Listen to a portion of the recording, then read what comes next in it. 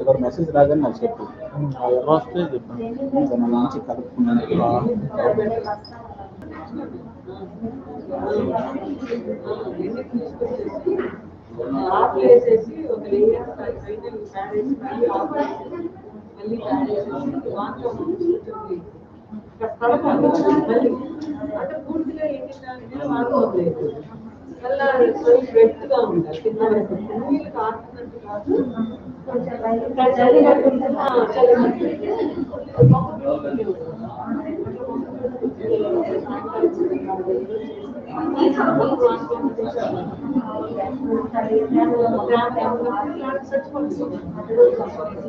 स्वप्न में साथ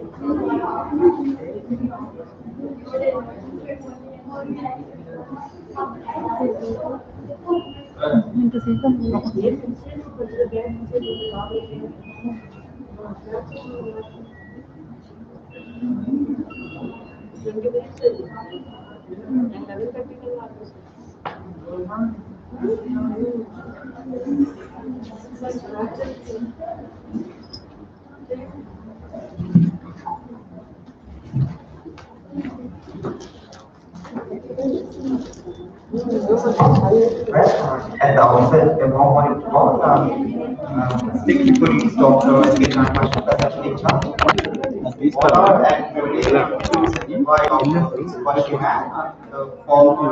Department of Geology in college. So they had a long professional associationship with ma'am, respect to her profile and to her credit, she had 70 research publications and she had 45 national and international seminar presentations and she authored 11 books and she deposited 261 permanent slides of cyclophoid copepods and as a geologist I believe is the most strongest academic contribution.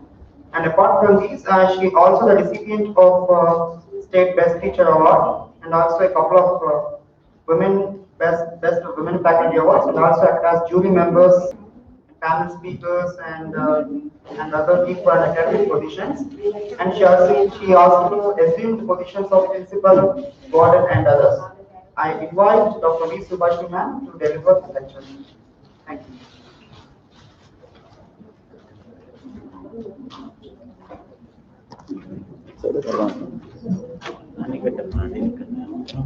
Laptop hockey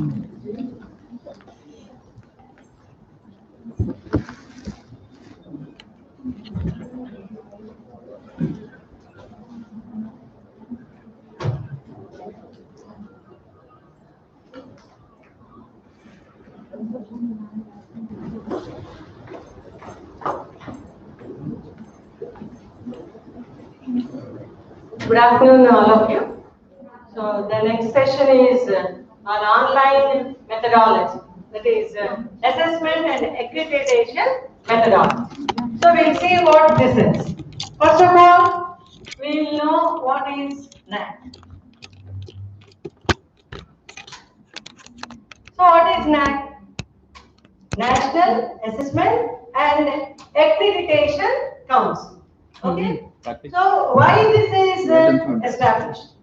So this was established in 1994 as an autonomous institution of the UGC Commission, University Grants Commission, and this has its headquarters in Bangalore. And what does Naac do? What does it do? What is the function of the Naac? Why it was established? What is the function of the Naac? So that function or the mandate is reflected in its vision statement. That means it helps in making quality assurance as an integral part of the functioning of higher educational institutions. So why it has to assess and accredit the institutions? Why? Because we know education plays a very important role in the development of any nation. So all HEIs must maintain both quality and quantity of the institution. So what does Naac do? So it conducts assessment and accreditation of HEIs. That means the colleges, universities, or any other recognized university institutions. Okay? So why it assesses them? Why all these institutions must be assessed by Naac? Why should they be accredited by Naac? Why means to understand the quality status of that institution. Otherwise, we don't know which institution is providing quality education. So, suppose some grade is given by the Naac, then we can know that institution is a quality education. So, for that purpose, to understand the quality status of the institution, Naac will undergo the assessment and accreditation. So, not only that, but Naac also evaluates the institutions for its conformance to the standards of quality. In what aspects it does that? In a number of aspects, not a single thing, but in a number of aspects. That is, the educational processes and outcomes, the curriculum coverage, teaching and learning processes, faculty research, infrastructure, learning resources, organization, governance, financial well-being, and student services. Okay, that is the main purpose of the Naac. Next. So suppose an institution is accredited. What is the benefit for that institution? What happens to that institution and what it gets? What are the benefits? First of all, the institution will know its strength, weakness, and opportunities. So institution can know its strength, can know its weakness, and can know its opportunities to develop in future. Similarly, the institution can identify the internal areas of planning and resource allocation. And it can also identify the funding agencies. We know we can carry out a number of projects if there is some funding agency. So we can identify such funding agencies. And more important thing is institutions can initiate innovative and modern methods of pedagogy. Okay? And next one is an institution will have its own identity in the form of a grade. Suppose there is A++, or A+, or A, or B++. Generally, the parents or the students will like to join their children in such institutions which are having more grade. So, the institution will have that identity. Okay? Then, next one is the society also will look for reliable information on quality education offered. Suppose that grade is there. We know that institution is providing some quality education. Then only all the students will join in such institutions. So society knows about that institution. And next thing is even the employers. That means the job givers. They will also recognize such institutions. So generally what the parents and what the students like to do, they wish to join in such type of institutions. As a result, the institution is much benefited. So these are some important benefits of the Naac when once an institution is accredited or assessed by the Naac. So which type of institutions have that eligibility to undergo the assessment? So what is this eligibility criteria? So we know they are the universities. First of all, the institution is universities. They may be central university or state university or deemed any other university of national importance. Next one is colleges. Colleges may be autonomous colleges or affiliated colleges or constituent colleges. Is it not? So all these, next one. And institutions opting for subsequent cycles. Suppose an institution has gone the cycle 1 of accreditation. Next one is, they will have to undergo after a period of 5 years. They have to undergo the second cycle. Because to know whether they are maintaining the standards or not. So for second cycle, third cycle, all these institutions will undergo the assessment and accreditation. And next one, reassessment colleges. Suppose they are not satisfied with the grade given by the Naac, they can undergo reassessment. Or suppose they improved in 1 year, then also they can undergo this reassessment. Okay? So and any other HEs which are of the disposition of Naac. So eligibility criteria means what? What are the institutions which are eligible to undergo the assessment? They may be the universities, they may be the colleges, they may be some of the institutions which are going for cycle 2, 3, 4, etc. or for reassessment colleges. Okay? Next. So what are the units of assessment? Now itself we have known. They are the universities, colleges, and some of the schools, departments, all of them, they are the units of assessment. Next. So now at present, Naac is undergoing only the institutional accreditation. That is university and colleges accreditation. Next, the department, school center of the university also. But at present, Naac is undergoing or undertaking only institutional accreditation. And the departmental accreditation is still in the process. Now we will know. So now you know what is Naac, what is the function of the Naac, and why an institution has to be assessed and accredited. What are the benefits of accreditation? Okay. Now we go on the actual online process, that is assessment and accreditation process. A little tough process. Okay. Next. So this process involves 3 levels: the first level, second level, and third level. What is the first level? The first level is submission of IIQA, that is institutional information for quality assessment. Okay, that is the first thing. Institutions have to submit IIQA. That is the first thing, first level. And the second thing in first level is submission of SSR, self-study report of the college. So what you will submit in IIQA? Mostly the basic information of the college will be submitted. What type of college it is, autonomous or affiliated college or something like that. Whether it is co-education college, women's college, like that. Basic information. And whether it is having UGC 2F or 12B. What are the programs conducted by the college? If there are any statutory cells. How is the IQASA working in that college? And minutes of IQASA. Similarly, the AQAR reports of the last 5 years, all this will be in the IIQA. So that have to be submitted, okay, in the beginning, in the first level. So when once IIQA is accepted, then the college should submit the SSR. But before submitting the IIQA, all the institutions must submit the Asia reference number, All India Survey on Higher Education. Suppose your college is there, it has to submit the information every year to Asia. Only that reference number or code should be mentioned in the IIQA, and future all things will be with reference to that number only. So, first of all, you should provide the Asia reference number or code, which is mandatory, because the next communication will be based only on that. Then, affiliating institutions can submit a self-declaration with reference to the latest affiliation status. So that is the second thing before submitting the IIQA. So an acceptance, I told you, is it not an acceptance of the IIQA? Then you have to submit the SSR. This SSR is only online.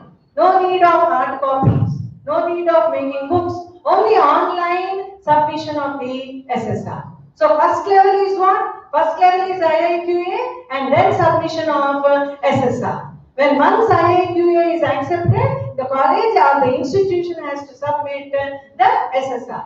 Next. So now we'll see what is the data requirement for the SSR. This is not a simple thing. So it involves a number of things in the SSR. What are these? It includes the executive summary, profile of the institution, extended profile, quality indicator framework, evaluative report of the departments, and data templates. But see, before filling the SSR, one should undergo or one should do over, or they have to see, they have to refer to the standard operating procedures. SOP is there. Standard operating procedures which are given by the Naac in a particular website that they have to undergo. So I will see, I'll tell you an example of the standard operating procedure. See, like this. So the metric is, in the first criteria 1.1.2. So that is the metric. Suppose they have to answer for this question. What is given in that standard operating procedure? So what is the question? Number of certificate or diploma programs introduced by the institution during the last 5 years. Okay. So what are the documents they have to submit? What the institution has to submit? What particular documents have to be submitted? So details of each program, such as the name of the program, duration, list of students enrolled, curriculum assessment procedures, year-wise, and summary report of such programs. Okay, they have to do that. And specific instructions to the HEs. So there are certain specific instructions given by the SOP in that. So what are the instructions? So certificate program should have a minimum of 30 hours. Similarly, diploma program should have at least 120 hours. Then only they are considered. Okay, then what the institution should avoid, what it should not give in that. So it should not mention about the already mentioned value-added courses or certain other programs which are already mentioned in any other thing. So this is the benefit of SOP. By referring SOP, any institution can answer in a perfect manner to each metric in the criteria. Okay? So first one is after IIQA, self-study report. In that self-study report, there is the executive summary, and before answering or going to the executive summary, one should refer to the SOPs. So in SOPs, we have a definite thing, so that we can answer perfectly. Next one. So first one in SSR is executive summary of the college. So what does this executive summary include? It includes an introductory note. That means this includes the location, vision, mission type of the institution. Similarly, criteria by summary, which should not exceed 250 words, each criteria. Dear colleagues, there are about 7 criteria, you all know. So each criteria must be answered only in 250 words. Then, SWOT analysis, that is the strength, weakness, opportunities and challenges. And any other additional information, and lastly the conclusive explication. That includes the executive summary, which is the first part of the SSR. Next. Second one. The second one is profile of the institution. The profile of the institution is basic information. Already what we are given in IIQA. So that is the basic. But here that is divided into 2 parts. One is basic information. Already most of it is given in IIQA. Second one is academic information. This academic information includes details of the teaching and non-teaching staff, the qualifications of the teaching staff, and details of the students also. That have to be given in the academic information. That includes the profile of the institution. And next one, extended profile. Extended profile relates to 5 years. So last 5 years data must be given. In what aspects the last 5 year data must be given? So in programs offered, student details, that means total number of students, 5-year students, how many students are appearing for examination, how many students are appearing for reevaluation, all these should be there. Then academic data, the number of courses, full-time faculty, how many sanctioned posts are there, all this like there. And institutional data, number of classrooms and number of computers, infrastructure. So, first one is executive summary, second one is profile of the institution, third one is extended profile of the institution, and fourth one is the QIF, quality indicator framework, which involves a lot of work because it is having 7 criteria and a number of documents have to be submitted in these 7 criteria. So you can go through all these 7 criteria, and each criteria will have certain key indicators. So suppose there are 7 criteria. Each criteria again will have some 4 or 5 key indicators. And again under each key indicator, there will be certain metrics. Some 4, 5, 6 or metrics will be there. So that involves the QIF. Next one. So next one is evaluating report of the department. So each department has to be evaluated. I have given only 5 questions, but actually there will be some 20 or 22 questions will be there. So like this, each department have to give its information on that. So that is called as the evaluative report of the department. Next. So that falls into the first level of the assessment process and accreditation. Submission of IIQA and submission of SSR. This is the first level of assessment and accreditation. Then what is the second level? So when once you press the submit button, what happens? The SSS, Student Satisfactory Survey, will be initiated. Okay? And then the Naac will take over the DVV process. That is data validation and verification process.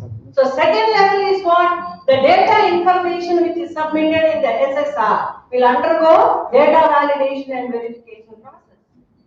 And when it is validated and verified, so we cannot provide any information which is not done by the college, because that will be verified by the Naac whether it is genuine or whether it is fraud. When it is fraud, the college will be debarred or some penalty will be given to the college. Okay? So here only genuine information given. For this purpose, any event or any seminar like this or any event which is conducted by the college should be uploaded in the website with proofs. Then only it will be validated and verified. Okay? When it is validated and verified, then it will give one score only on quantitative metrics. So there are 2 types of metrics. One is QNM, that is quantitative metrics. Another one is QLM, qualitative metrics. Here in DVV process, only quantitative metrics will be verified and validated, not the qualitative. So quantitative metrics will form 70% of the total score and qualitative metrics will form 30% of the total score.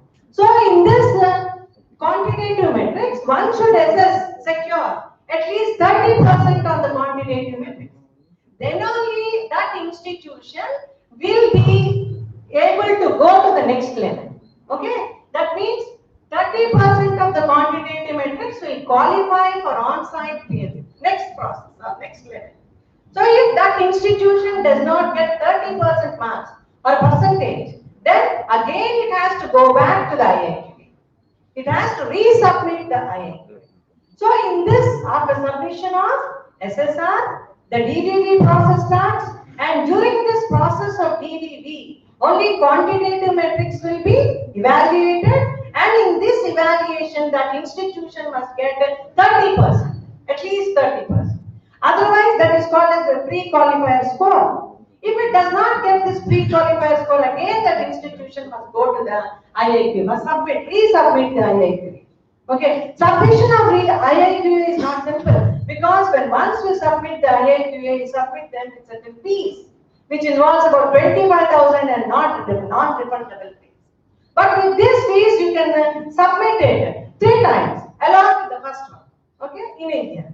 So that is the data validation and verification. So I told you, as soon as you press on the submit button of the SSR, the SSS, triple S will start, will get initiated. Is it not? So what is this? Student satisfaction survey.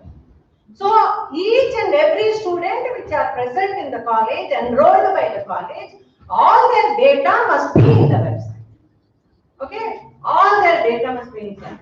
So what is that? Student enrollment number, program the student is studying, year of study, first year, second year or third year, email ID and mobile number.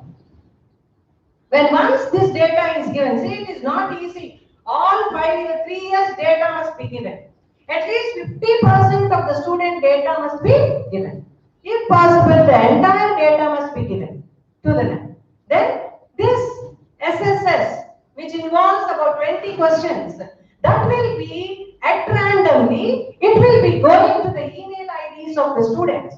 Then the students must answer whether they are satisfied with the college or not. Okay, that feedback and that score which is given by the students, the main stakeholders of the institution, that will be added to the total CGPA. Okay, next. So SSS will be conducted, what I told you, is it not? And now see, here for colleges, the responses should be received from at least 10% of the student population. The NAC, suppose you submit 50% of the data of the students, the NAC will send this at random to 30%, and at least 10% of the students should answer. If they do not answer, this metric score will not be added to the total CGPA, because some time gap will be given for this. 1 month will be given for this student satisfaction survey.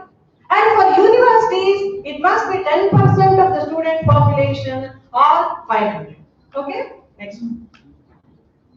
So you know first level, the second level of assessment, and the third level of assessment.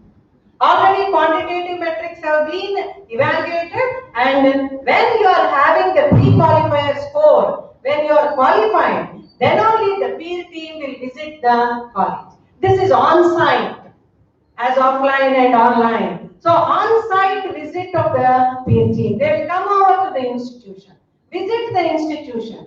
They look after all the qualitative things which you have mentioned in the SSR. So they will take identify the strengths, weaknesses, opportunities and challenges. All these which you have mentioned in the SSR. They will go through the college, look over them, whether they are correct, genuine or not. All these will be visited by the peer team, and then they will give the score.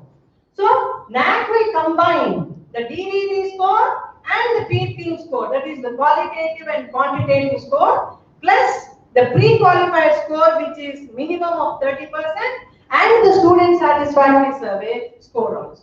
All these four put together will add to the CGPA. That means total score. It is done. Next.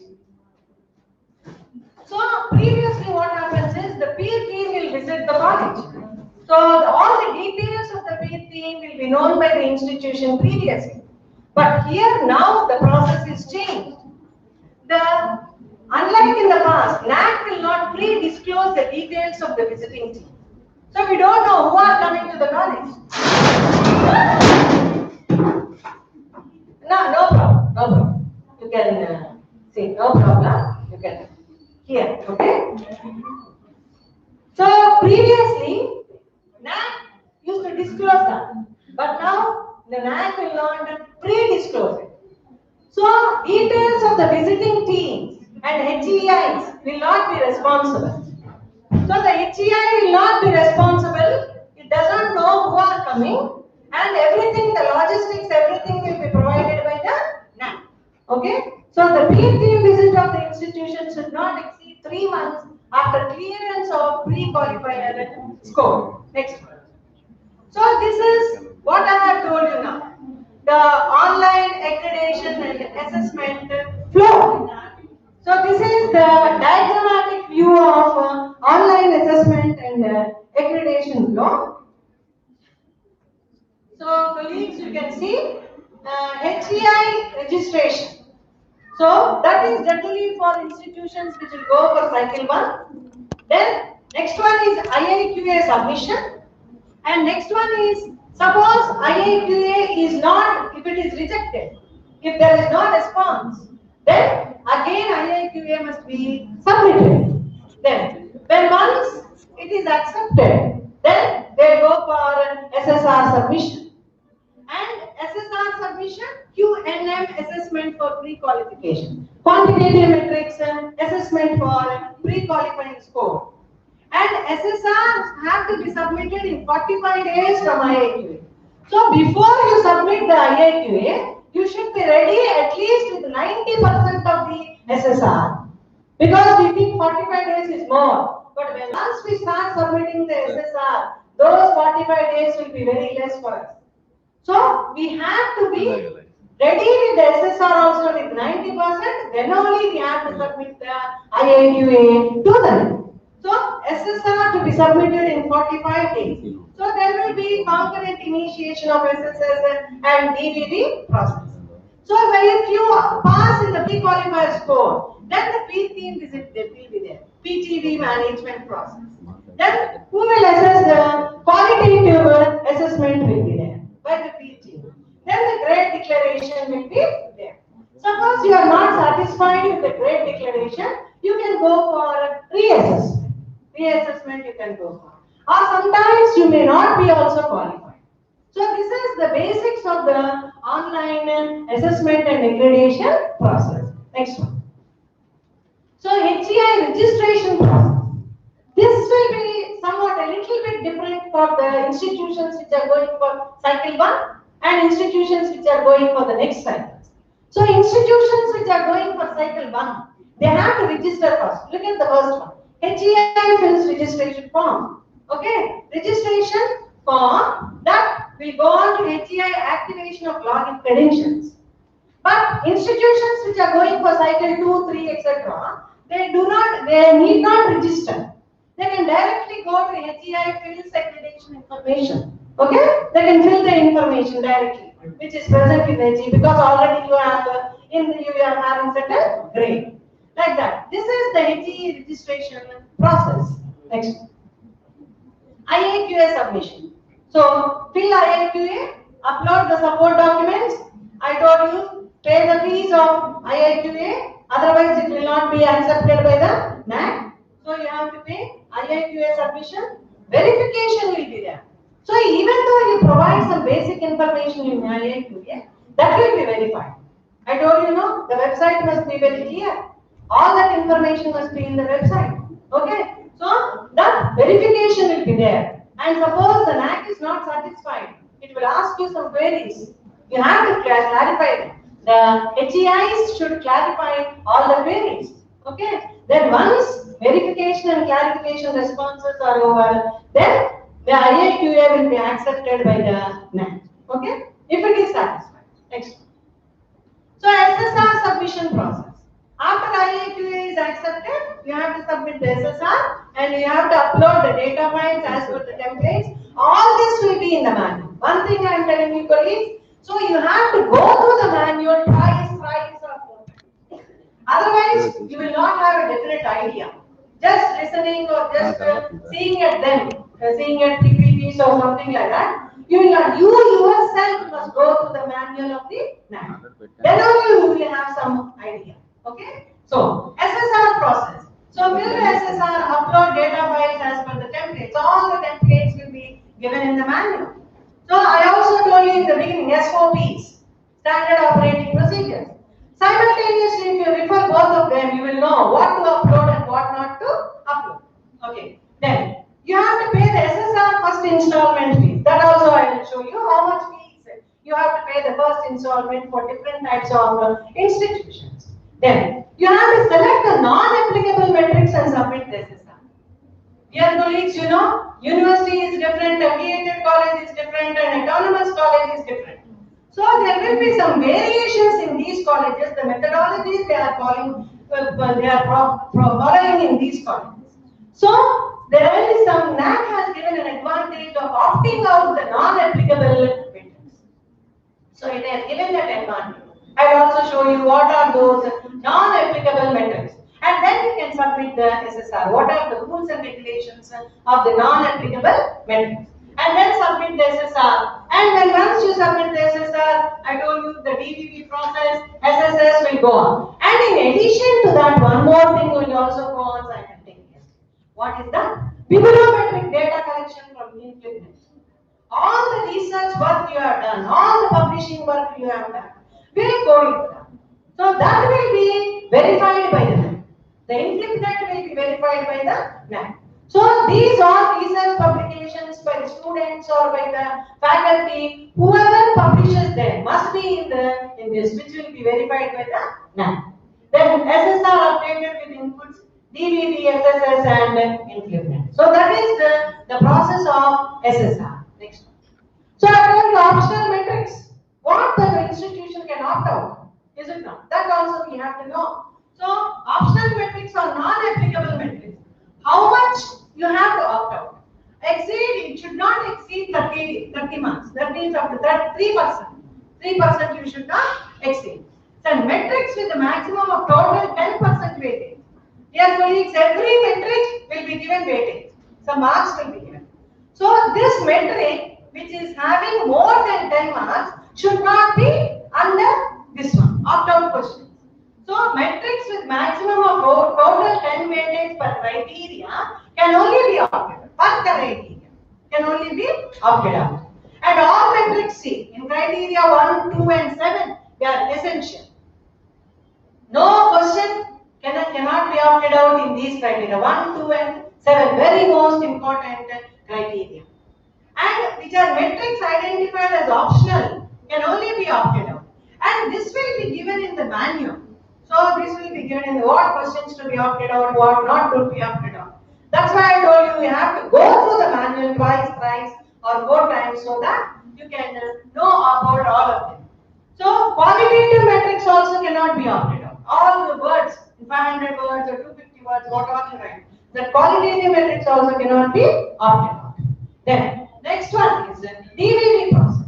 Already I have told you, but one thing in this diagrammatic representation, again we have to take it, when once the DVV starts, a number of clarifications will be asked by the NAC. So the HEI must be in a position to clarify all of them. As you clarify, the NAC will not accept them. If it is genuine, then only NAC will accept your clarification. Otherwise, 0 marks will be awarded for that metric or for that question.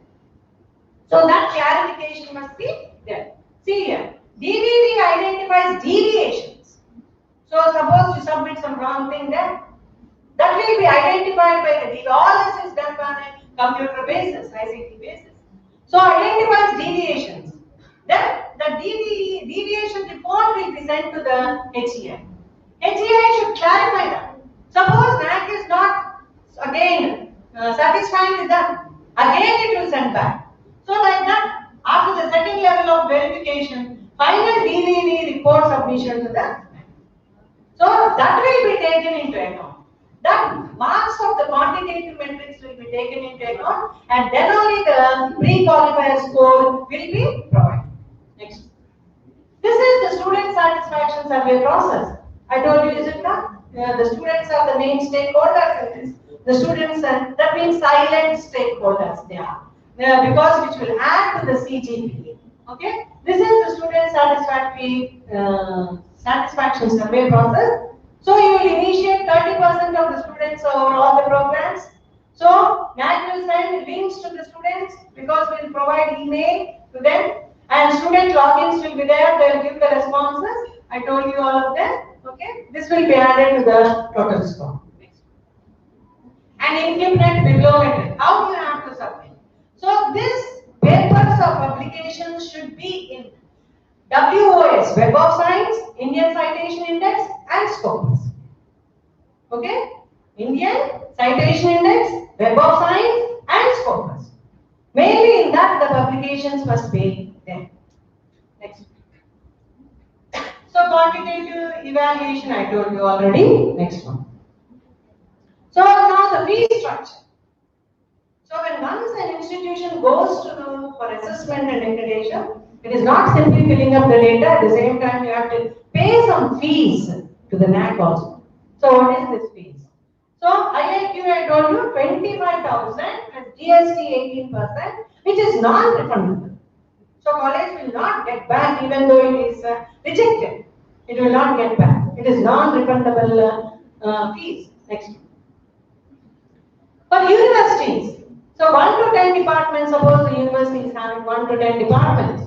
Total amount of 3,75,000 plus GST, 18% should be paid to the NAC. But at the time of SSR submission, that means 50% of it should be submitted to the NAC. That is 1,87,500 plus GST. Okay, that is also non-refundable. Here. Next, more than 10 departments, 7,50,000 plus GST. Okay, next we go to the colleges. So general college with multi-faculties. So 1,85,000 plus GST 18%. While submitting the SSR, you have to pay 92,500 and which is non-refundable. And general college with mono faculty 1,25,000 and other types of institutions. That is the teacher institution, physical education and special education institutions. They have to pay about 1,25,000. And balance amount of 50% of the fees should be paid along with 18% GST before 15 days from the date of teaching visit. Okay? Teaching visit before 15 days we have to submit all the remaining fees.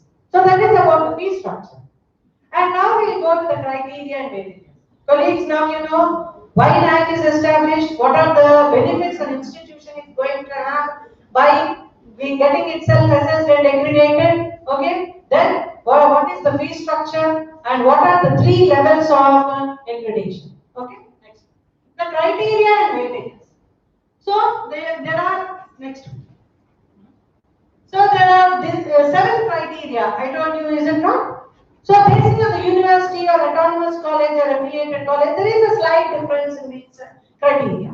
Okay, there are 7 criteria. See the type of entity. University, autonomous college, affiliated or constituted college, whether it is having only UG courses or having PG courses also, there is a slight difference. Okay, now see.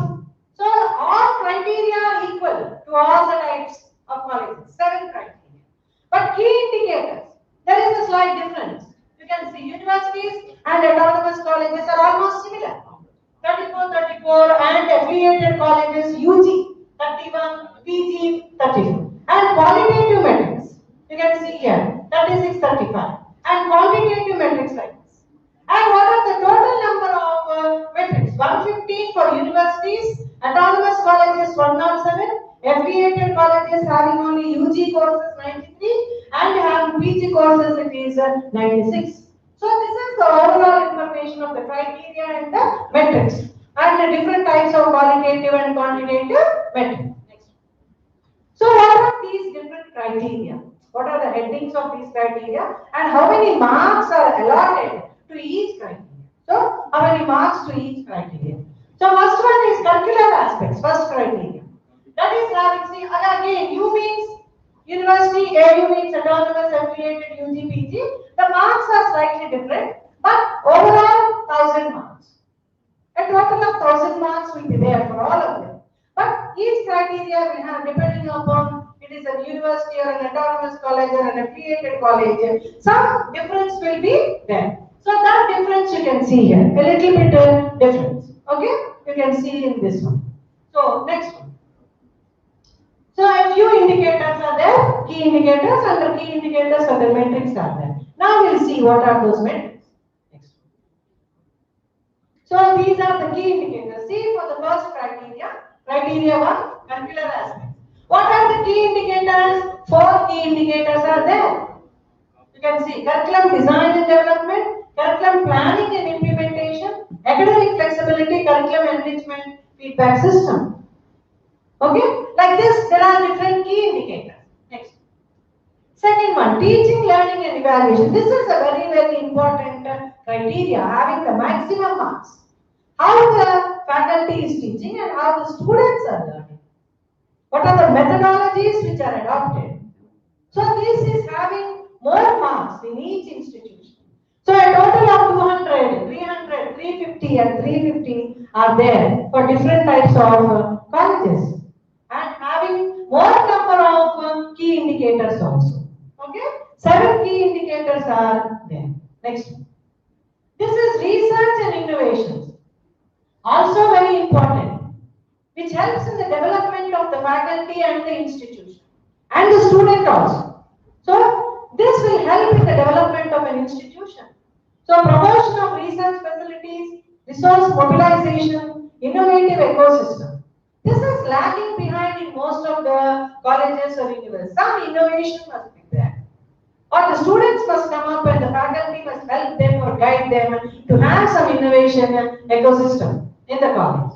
Research publications and consultants. So this consultancy also must be there between different colleges or different industries and the college, like this. Consultancy must be there. Extension activities and collaboration also must be there. Also very, very important criteria. Next. Infrastructure. So what the management provides, how is the college, what is the infrastructure facilities, how is the library, how is the IT infrastructure, maintenance of the campus, all these are the different key ingredients. Next. Student support. This is for the students. Suppose anything is lagging in this, the students they can ask the college, provide some things for us. So this will show how the college is providing facilities to the students. In what way they are providing facilities to the students. Student support, how they are giving. And progression, participation activities, alumni, which is also very, very important. A database must be maintained by each and every college or the alumni. So otherwise, because we know alumni are the main ones who will give us some suggestions for the improvement of the programs or the courses. Because they have gone out once, they will know what is happening, what is required more, and what should be provided by the college. Okay, next. Governance, leadership and management. Institution vision and leadership, strategy development, faculty empowerment, financial management, internal quality assurance system. So we know in all these processes, IQAC plays a very, very, very important and main role. We can say this is the heart and brain of the college. So without this IQAC, proper functioning of the IQAC, the college cannot maintain anything. So very important things are there is internal quality assurance system, which must be given preference in all the colleges and the universities. Okay, next one. Institutional values. Now I heard about Ramohan Rao who are telling about the ethics and values of the professors or the lecturers. Similarly, the values, institutional values and the best practices which are adopted by the institution. So each institution will have some best practice which shows its difference from other colleges. So such best practices must be adopted by each and every institution. So that is the distinctiveness of the college. You have to be something distinct from other colleges. In what way you are separate from the other colleges? In what way you are maintaining the quality of the college? Okay? Institutional values and social responsibility. You know, every institution has some social responsibility. Not only the students, maintaining responsibility of the students in that college. Some responsibility also must be there in the society also, towards the society also. Okay? So that is the social responsibility, best practice. Next. So this is nothing but U means applicable to the universities and autonomous. In the manual course there is given U symbol that applies to the universities and autonomous colleges. And suppose A is given, that is given to the affiliated college. That will be applicable. Next. So I told you an example of this quantitative metrics I have given you. So there are 7 criteria. Under 7 criteria, there are certain key indicators, and under some key indicators, there are certain metrics. Okay, and I am giving you an example of the quantitative metrics. Suppose you go to the 1.2.2, which is QNN. In the manual, if you refer there is N, it is quantitative. If it is L, that is qualitative metric. Okay, then QNN. So you see here, percentage of programs in which choice-based merit system has been implemented. Okay, so how many courses, how many programs are implemented implementing this choice-based credit system. So for that, what you have to answer? What is the data requirement for that? So the data which is required is names of all programs adopting CBCS, names of all programs adopting elective course system, and there is also a formula for that. So simply if you give that, nothing happens. But formula is there. And if you fill this data in the formula, some answer will come. Depending upon that answer, the marks will be awarded. So suppose the question is having 20 marks here. This 20 marks will be given depending upon the answer you are getting. And depending on the question there. Some of the questions may have less value. Then you get more marks. Some of the questions may have more value. Then you get more marks. Suppose this question is there, you must have more value. If you have the formula, then you get more marks. Otherwise, there is a benchmark by which the marks will be decreased. Okay? Next. And this is the qualitative matrix. What is this qualitative matrix? Institution integrates cross-cutting issues. Suppose this is the question there. Then you have to write the description in 500 words. And while preparing this, you must be very cautious. So only 500 words. Because while submitting, you will face a number of difficulties. The system will not take even the 501 words. Okay? You have to complete it in 500 words.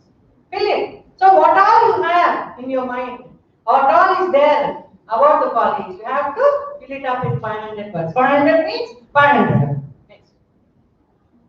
So now, you know the submission, then you know the different key indicators and metrics, and how the Naac is going to evaluate and give the grade. So how it is going? First of all, I told you, after submission only TVV, that is quantitative metrics will be evaluated, not the qualitative. After pre-team visit qualitative. Then SSS, pre-qualified score. All these four will be evaluated and the total score of CGPA will be. Okay? Now, how they are graded? A is very good, B good, C satisfactory, D unsatisfactory. Okay? The cumulative GPA, that is CGPA, which gives the final assessment outcome, is calculated from the 7 GPAs pertaining to the 7 criteria after applying the prescribed weightage to each criteria.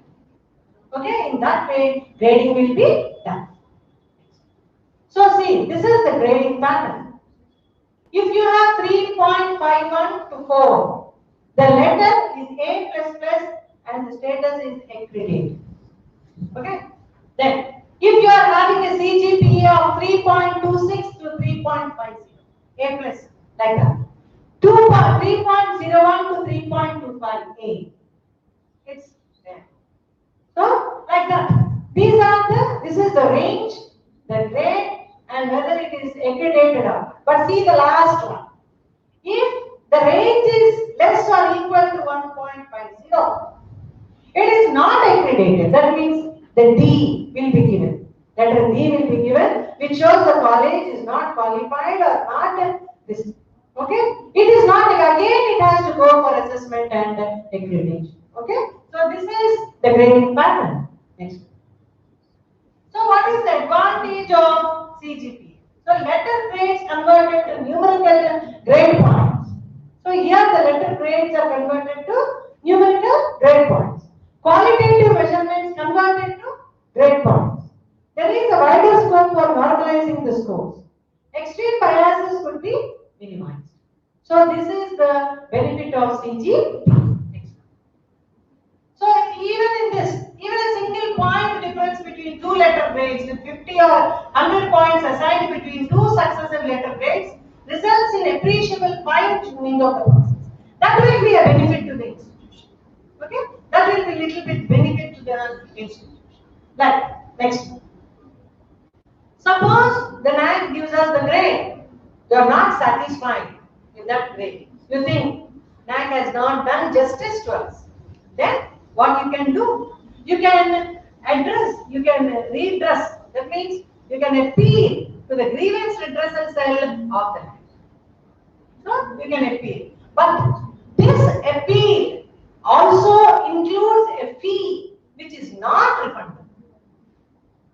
So when you should appeal, if you have that confidence in you, if the institution has confidence that the grade given by Naac is not justified, then you can appeal to the grievance and redressal cell of the Naac. How much? 1 lakh rupees plus GST. If you appeal, not simply appealing, then everybody will appeal. Is it not? So you have to pay a fees of 1 lakh rupees and along with the GST fees, and then you have to go for the appeal. Okay? Next. So reassessment. And suppose Naac has given one grade and within 1 year the institution has improved itself, then it can again go for reassessment before the validity period completes, that is 5 years. It can go for reassessment before after 1 year of assessment. Okay? It can again go. And suppose the institution thinks the institution has developed a lot in this 1 year. To improve its grade, it can go for reassessment. Okay? So the option, the reassessed institution cannot come for another reassessment in the same center. Like that you can. But there will be some penalties when institutions submitting fraud data will be debarred from the accreditation process and legal actions will be initiated. So no fraud data must be given by the institution. Only genuine data must be given. You cannot manage everything. Now you know everything is computerized.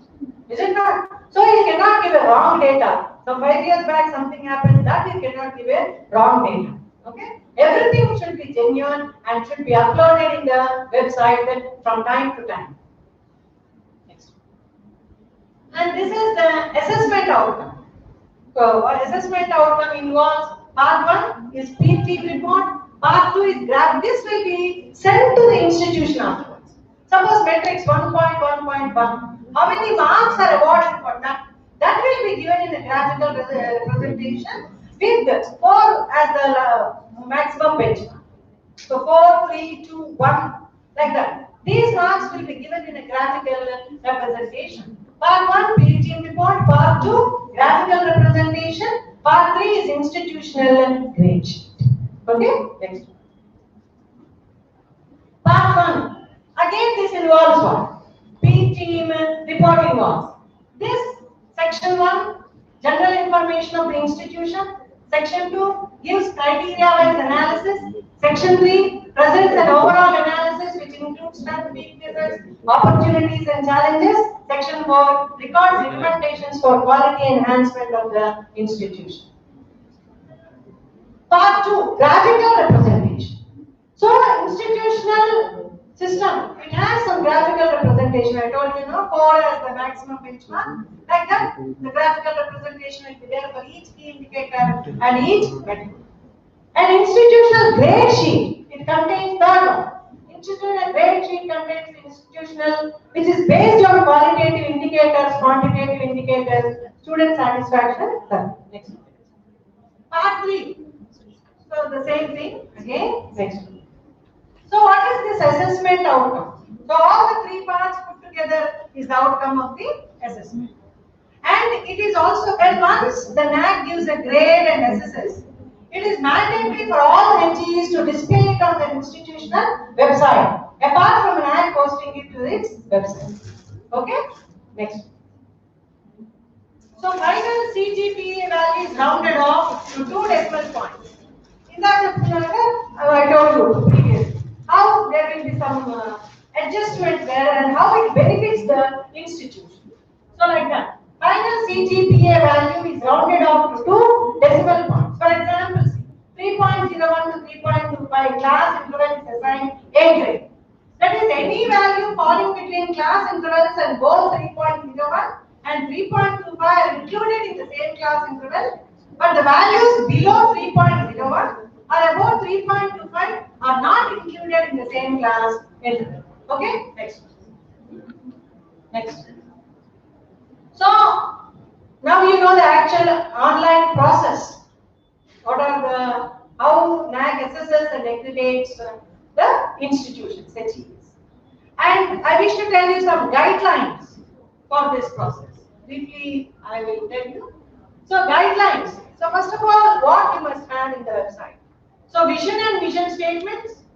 That is, first of all, you have to create the website and then post there are the vision and mission statements, the goals and objectives, the program outcomes, admission policy and process, academic calendar, examination and revaluation details, infrastructural facilities, scholarships given to the students by the state and the institution, and any other scholarships which are provided by private agencies. Everything must be there. Even the fee structure also must be there in the website. Next. Alumni Association. I also stressed on this. Is it not? So data banks must be created. Event registers to maintain all the activities of the departments or the college, and handbooks containing information about the faculty, about the courses, alumni, research, and other facilities must be available both in the departments and the college. Next. The college should provide, or the institution should provide, internet facility to all the departments. So previously, sir told there should be some internet facility, otherwise you can also improve by yourself also if there is no internet facility also. So as far as there is the facility, you have to use that facility and try to improve ourselves, develop ourselves. So internet facility to all the departments and to all the students. And a college level research advisory committee should be there. The college also should provide assistance to the teachers for publications and filing the payments. Okay? And creation of student councils, where the students are very active. They must be active. So creation of student councils, appointment of teacher counselors and lady counselors, similarly a psychologist, everybody must be in the college. And creation of placement and guidance cell in the college. Next. Organizing seminars in all the colleges and to get a feedback about these seminars or guest lectures or any other such things. And suggestions to be invited for enhancement of the quality. So there must be a teacher ward system. Most of the colleges and universities must follow this. A teacher ward system must be there. Then undertaking community activities which mostly involve NSS and NCC. Internal academic audit. This should be done as per the norms of the IQAC of the college. If this is done, all the documents will be maintained perfectly by all the departments. And collection and analysis of feedback for various stakeholders. And parent meet also should be there. Next. And what is the role of IQAC? I told you IQAC is the heart and brain of any college. So what is the role of IQAC in this assessment and accreditation process? So development of quality benchmarks and parameters for various academic and administrative activities. Then arrangement for feedback responses from students, parents and other stakeholders, that is employers, parents, all of them. Organization of inter and intra-institutional workshops. Documentation of the various programs and activities. We think that this documentation is simple, but this is not a simple process. It should be perfect. Documentation is very, very difficult. Starting from hard copy to the website, the documentation must be there, which is then only the college will be perfect. And it also knows in what way it is lapsing. So what are the lapses it is doing? In what way it has to develop itself? Is it not so? Even once you document, even Darwin, when he is going around Galapagos Islands, knowing about all the pinches, evolution theory, when he proposed evolution theory, he documented each and everything in a book. So that is the importance. Then only the evolution theory has come out. So that is the importance of the documentation. So next one is development of quality culture in the institution and preparation of annual quality assurance report, AQAR, which is also taken over by the IQAC. Next. Role of the departments. So all the institutions should not sit quiet, all the departments, thinking that the IQAC will do everything for the college. So all the departments also should take part in maintaining the quality standards of the college, in the development of the college, in all aspects. So they should maintain, for example, departmental activities register, quality circle and minutes register, organizing some events, maintenance of the staff and student activities, register, community-based activities, some departmental library, active participation in college administration, interdepartmental intra and interdepartmental activities. Next. Role of an individual. Suppose in a department is there, some 4 faculty are there. So you should not say that only the head is responsible for all these activities. I will stay quiet. But each and every individual, each and every faculty, and the students also must take part in that. So what is their role? Action towards the fulfillment of vision and mission, preparation of the documents, active participation in every event. You should not pose yourself only for the photos. So you should also take part in that event. Then only the event will be a success. We know that teamwork will give success to any event, is it not? So professional development and encouraging the stakeholders for institutional development, supporting the IQS in every activity kind. So IQS is the main thing, then departments, then individuals. Okay. Next. So finally, every one of us, all the stakeholders must maintain quality is a journey and not a destination. So there is no stopping for quality. But once you say the Naac has given us A grade, A plus, no, we should not stop there. Try to improve ourselves, try to develop ourselves, to get a better grade. In what way we have to develop ourselves? So quality is always a journey. And once you receive a grade, don't think it is the destination, I can sit quiet. But if you improve, all the students also will improve. Is it not? Then there will be some satisfaction to the college as well as to the faculty working in that college. So quality is a journey and not a destination. Okay? Thank you everyone.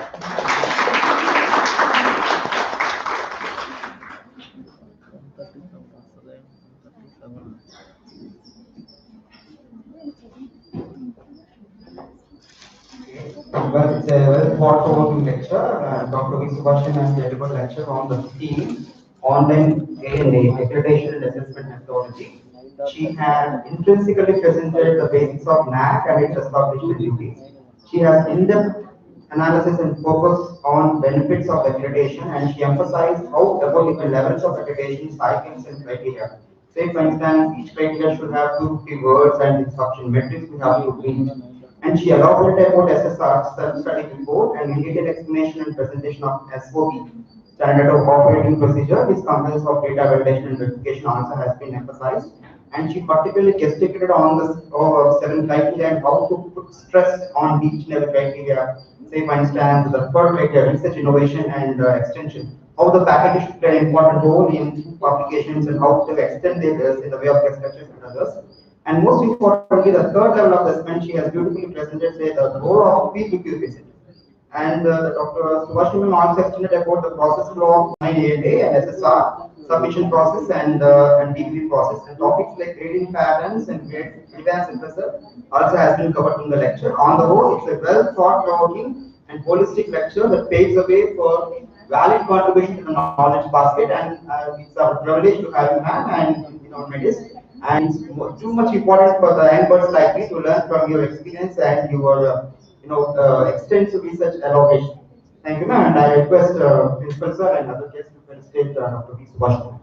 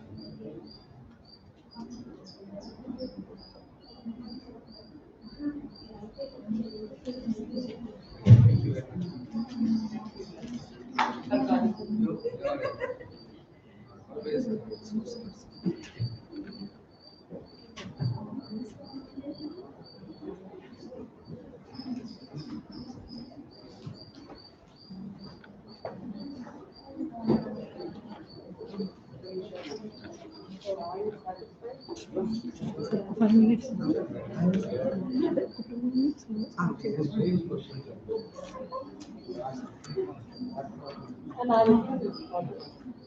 Bag లో తీయండి.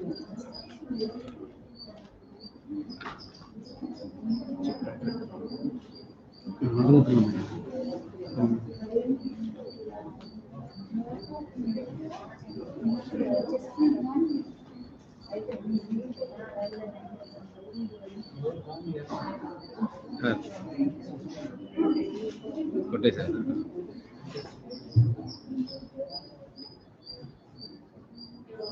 చేసి